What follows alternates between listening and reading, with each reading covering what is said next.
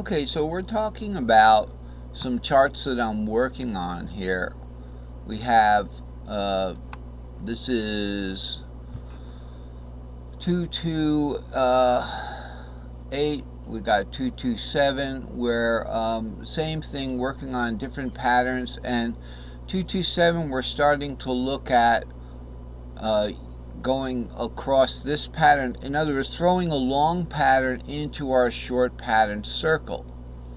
One thing I could share with you, what I learned last night was the importance of going from cage to cage, but then in the middle of that cage, going up to on one string to the next cage, and you follow the string shapes.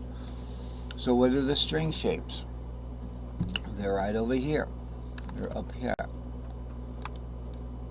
In this particular drawing, the string shapes are the C string shape, the G string shape, the D string shape, the A string shape, and the E string shape. Okay, and these are actually the bottom strings of the cages. So let's look at a fretboard here. Here's your C box right here, defined by this tripentatonic banner CEG, which is the 4th, the 5th, and C. But the 4th shape of C is E shape. Okay? So that's with the short patterns, you have that circle of string shape fourths. And this is the basis of my whole system here, is the string shapes. So it's 3, 4, 5 is the C string shape, the A string shape. We can just hop to the top string because it's this a mirror image of the bottom string. It's the same as the bottom string. Okay, so the A shape is 5, 6. You see the A there. And then the bottom string of the next cage over is, see, it spells cage, C-A-G-E-D. The most important thing you remember, and people like don't want to do this, but about cage is, all right, two things to remember about cage. One, it feeds right back into itself, so it's C-A-G-E-D, C-A-G-E-D. It just continues back and spells cage again. But when you go backwards with the cage words, that's just as important. And I'm just learning that about the tuning warp. When I go up the tuning warp up here, say it's doing a C here, you know, that little part of the C is really what I call an S3S, is just 2, 3, 5, 6, root 2. I have to warp that top one over, that root 2, and that gives you our C there. Right there, that's off the capo there, right, off the fret nut. But going down again, you really got to warp it down a whole fret. You got to take that pattern down.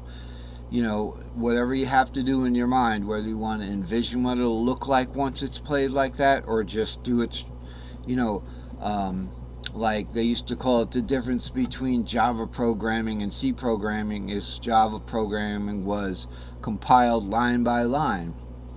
So in other words, as you get there, you know, okay, as I get here, whatever I'm playing, I'm gonna just make the change right there, warp down to that planet, you know, warp up to the ship, warp down to the planet.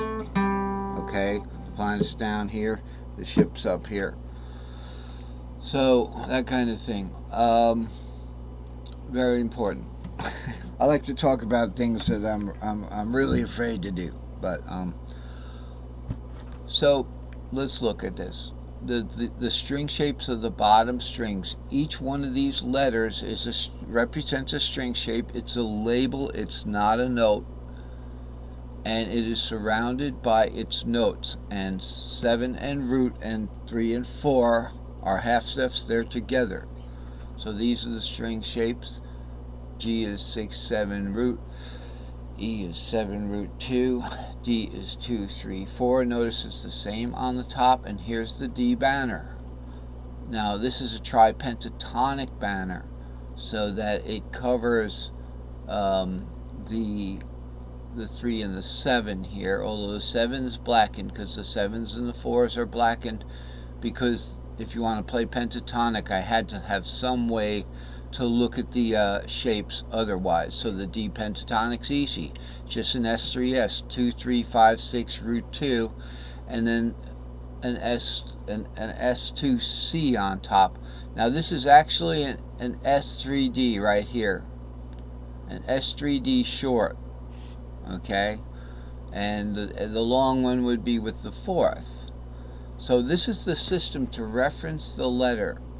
So when we go to an S3AXL, all right, with the C, we can start here. We go 3, 4, 5, 6, 7, root 2, 3, 4. Everything's fine. Here's the fret nut, and that's the open. It's the open C there. Okay. So here it is: 3, 4, 5, 6, 7, root 2, 3, 4. Then 5, 6. Now I wanted to let you guys know there's nothing wrong with the 5, 6. Then the weird thing about the 5, 6 is if you go a whole step up and a whole step down from it, you have a four whole steps in a row. You have a Lydian 4th. So the 5, 6 is the backbone of that S4. We'll call it the S1 because it's one string. S1, and then it's like a 4 super long. Now I may call that the C, because remember, C has 3, 4, 5 no matter what, 3 and 4. So we call it the C maybe because it'll land us in a cage. So if you know that's C right there, you can just start a C pattern right there. And it just warps right into that D pattern, and you finish with a D.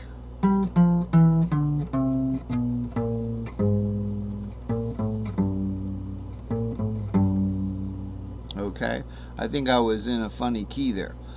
So that's what's going on with the longer pattern there. So don't be afraid of 2 strings. If you're good at playing piano and guitar, you're going to play 1 string, you're going to play 2 string, you're going to play 3, you're going to play 4, you know, this, and even in violin, you're going to play 5.